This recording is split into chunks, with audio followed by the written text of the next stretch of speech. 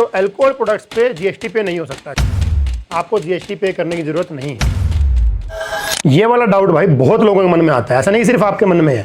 अगर हम रेस्टोरेंट में खाना खाने गए हैं तो ध्यान रखना कि दो ही टैक्स रेट लागू हो सकते हैं जीएसटी के, या तो 5% या तो 18%। इसके अलावा अगर कोई टैक्स रेट लगा है आपको जीएसटी पे करने की जरूरत नहीं। दूसरी चीज आपको ध्यान में रखनी चाहिए कि बिल के ऊपर रेस्टोरेंट ओनर का जीएसटी नंबर जरूर लिखा होना चाहिए। अगर जीएसटी नंबर नहीं लिखा है बिल्कुल टैक्स पे मत करो। अब आपके पास जीएसटी नंबर आ गया तो gst.gov.in वेबसाइट में जाओ, सर्च टैक्स पेयर में वो जीएसटी नंबर डाल दो और आप देख लो कहीं वो कंपोजिशन टैक्स पेयर तो नहीं है। अगर वो कंपोजिशन टैक्स पेयर है आपको टैक्स पे करने की जरूरत नहीं। एक और चीज जो हमको कंफ्यूज करती है वो करती है सर्विस चार्ज, कि सर्विस चार्ज जब हम जीएसटी पे करें तो सर्विस चार्ज क्यों दें।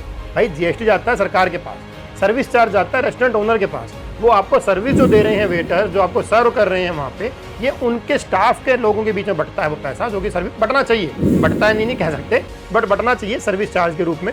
बहुत सारे रेस्टोरेंट जहाँ पे सेल्फ सर्विसेज होती है वहाँ पे आपको सर्विस चार्ज लगा हुआ बिल में नहीं मिलना चाहिए, वहाँ पे अगर मिला है तो यू शुड नोट पे। एक और चीज हमें ध्यान रखनी है कि लीकर अल्कोहल प्रोडक्ट्स अगर हमें लेना है तो अल्कोहल प्रोडक्ट्स पे जीएसटी पे नहीं हो सकता, क्योंकि अल्कोहल प्रोडक्ट्स अभी जीएसटी में कवर नहीं हुए।